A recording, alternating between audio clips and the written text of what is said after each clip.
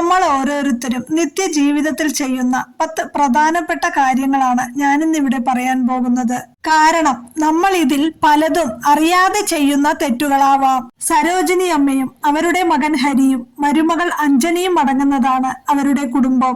വലിയ കുഴപ്പങ്ങളൊന്നുമില്ലാതെ ജീവിച്ചു പോകുന്ന ആ കുടുംബത്തില് അടുത്ത കാലത്തായി ചെറിയ ചില അസ്വസ്ഥതകളും സാമ്പത്തിക ബുദ്ധിമുട്ടുകളും ഒക്കെ കണ്ടു തുടങ്ങി.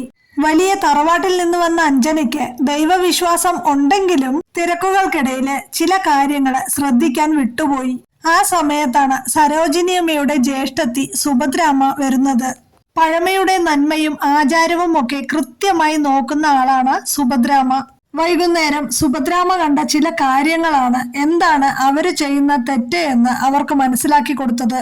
സുഭദ്രാമ്മ അവരുടെ വീട്ടിൽ വന്ന് അന്ന് വൈകുന്നേരം കണ്ട ചില കാഴ്ചകൾ, ആ കാഴ്ചകള് തെറ്റാണ് എന്ന് കണ്ടപ്പോ ആ വീട്ടിലെ മരുമകളായ അഞ്ജനയ്ക്ക് തിരുത്തി കൊടുത്ത ചില കാര്യങ്ങള്. അന്ന് വൈകുന്നേരം അഞ്ജന ഓഫീസിൽ നിന്ന് വന്ന് അതിനുശേഷം ധൃതിയിലെ അടുക്കള ജോലിയിലായിരുന്നു. ആ സമയത്താണ് 6:30 മണി കഴിഞ്ഞല്ലോ, പെട്ടെന്നാണ് സന്ധ്യാവിളക്ക് കൊളുത്താൻ വൈകിയല്ലോ എന്ന് അവൾ ഓർത്തത്.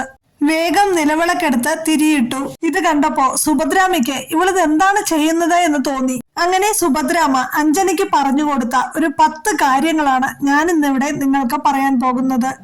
നിലവിളക്ക് നമ്മൾ എടുത്തിട്ട് തറയിൽ വെച്ചിട്ട് കത്തിക്കും. ചില ആളുകള് വിളക്ക് വെക്കുന്ന സ്ഥലം നിലവിളക്ക് ഒരിക്കലും വെറും തറയില് നേരിട്ട് വെക്കാനായിട്ട് പാടില്ല.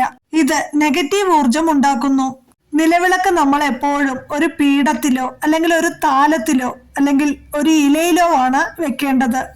നിലവിളക്കിൽ എപ്പോഴും ഒരു തിരിയിട്ട് കത്തിക്കാനായിട്ട് പാടില്ല.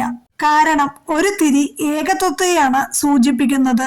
എപ്പോഴും 2 തിരികൾ ഇട്ട് വേണം വിളക്ക് കൊളുത്താൻ. ഇത് കുടുംബ ഭദ്രതയെയും ദാമ്പത്യ ഐക്യത്തെയും വർദ്ധിപ്പിക്കും. തിരികൾ ഇടേണ്ട ദിശ ഏതാണ്? തെക്കു ദിശയിലേക്ക് ദർശനമായിട്ട് വിളക്കു കത്തിക്കാനായിട്ട് പാടില്ല. ഇത് ദോഷമാണ്. തിരികൾ എപ്പോഴും കിഴക്കോട്ടും പടിഞ്ഞാറോട്ടും അഭിമുഖമായിട്ട് വേണം വെക്കാനായിട്ട്. കിഴക്ക് ദേവദിശയാണ്.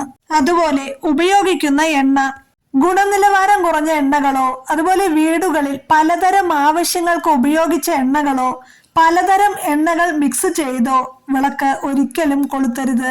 ഏറ്റവും ഉത്തമമായ എണ്ണ നല്ലെണ്ണയാണ്, അതുമല്ലെങ്കിൽ എള്ളെണ്ണ. ഇനി ശുദ്ധമായ പശുവിൻ നെയ്യും ഉപയോഗിക്കാം. വെളിച്ചെണ്ണയും നല്ലതാണ്. ഇനി വിളക്ക് കൊളുത്തുന്ന രീതിയോ? തീപ്പെട്ടിക്കൊള്ളി നേരിട്ടുരച്ച് നിലവിളക്കിലേക്ക് നീട്ടി തിരികൊളുത്താൻ പാടില്ല. ആദ്യം ഒരു ചെറിയ അകൽവിളക്കോ കൈവിളക്കോ കത്തിക്കുക. അതിനുശേഷം ആ ദീപത്തിൽ നിന്ന് വേണം നിലവിളക്കിലെ തിരികളിലേക്ക് അഗ്നി പകരാൻ. ഇനി ആദ്യം കത്തിക്കേണ്ട തിരിയോ? വിളക്ക് കത്തിക്കുമ്പോൾ പടിഞ്ഞാറ് വശത്തെ തിരി ആദ്യം കത്തിക്കാനായിട്ട് പാടില്ല. എപ്പോഴും കിഴക്ക് ദിശയിലെ തിരി വേണം ആദ്യം കത്തിക്കാൻ. അതിനുശേഷമേ പടിഞ്ഞാറ് ദിശയിലുള്ള തിരി കത്തിക്കാവൂ. സമയവും ശുദ്ധിയും. സന്ധ്യാസമയം കഴിഞ്ഞിട്ട് ഒരുപാട് ഇരുട്ടിയ ശേഷം, അതായത് 7 മണിയൊക്കെ കഴിഞ്ഞിട്ട് വിളക്ക് വെക്കരുത്. അതുപോലെ ശരീരശുദ്ധി ഇല്ലാതെ വിളക്ക് തൊടരുത്. സൂര്യൻ അസ്തമിക്കുന്ന കൃത്യസമയത്ത് ഇതിനെ ഗോധൂളി മുഹൂർത്തം എന്ന് പറയും. ആ സമയത്ത് വേണം വിളക്ക് കൊളുത്താൻ. കൈയും കാലും മുഖവും കഴുകി വൃത്തിയായിട്ട് വേണം വിളക്ക് കൊളുത്താൻ. മന്ത്രങ്ങൾ എങ്ങനെ ജപിക്കാം?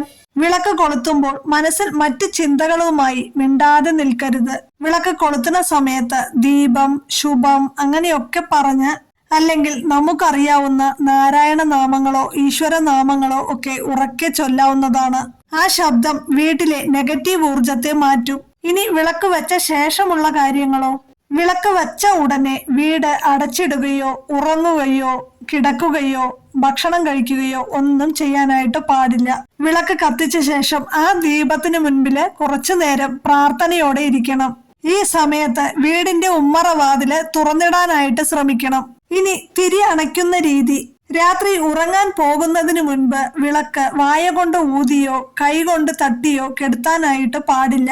അത് വലിയ ദോഷമാണ്. ഒരു പൂവിന്റെ ഇതൾ ഉപയോഗിച്ചോ അല്ലെങ്കിൽ ഒരു ഈർക്കിൽ കഷ്ണം കൊണ്ടോ തിരി പതുക്കെ എണ്ണയിലേക്ക് ഇറക്കി വയ്ക്കണം. ഇതിനെ തിരി കെടുത്തുക എന്നല്ല പറയേണ്ടത്, തിരി മാറ്റുക എന്നാണ് പറയേണ്ടത്. ഈ തെറ്റുകളാണ് സുഭദ്രാമ്മ അഞ്ജനയ്ക്ക് പറഞ്ഞു കൊടുത്തത്.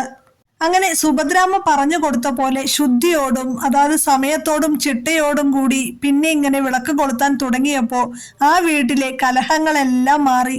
സാമ്പത്തികമായിട്ടുള്ള എല്ലാ ബുദ്ധിമുട്ടുകളും മാറി ആ വീട്ടിലെ ഐശ്വര്യം തിരിച്ചു വന്നു. നമ്മൾ അറിയാതെ ചെയ്യുന്ന പല തെറ്റുകളും ചിലപ്പോൾ ദൈവം പൊറുക്കും. പക്ഷെ അറിഞ്ഞുകൊണ്ട് ചെയ്യുന്ന ഒരു തെറ്റും ദൈവം പൊറുക്കില്ല. നമ്മൾ എത്ര വലിയ പ്രാർത്ഥനകളോ പൂജകളോ ചെയ്താലും വഴിപാടുകൾ നടത്തിയാലും നമ്മൾ ചെയ്യുന്ന ഈ ഒരു ചെറിയ തെറ്റു കാരണം നമ്മളുടെ പൂജയ്ക്കും പ്രാർത്ഥനയ്ക്കും ഫലമില്ലാതാവുകയാണ്. അപ്പോൾ എല്ലാവരും വീടുകളിൽ നിലവിളക്ക് കൊളുത്തുമ്പോൾ ഈ 10 കാര്യങ്ങളും ശ്രദ്ധയോടെ ചെയ്യണം. എല്ലാവർക്കും ഗുരുവായൂരപ്പൻ നല്ലത് വരുത്തട്ടെ.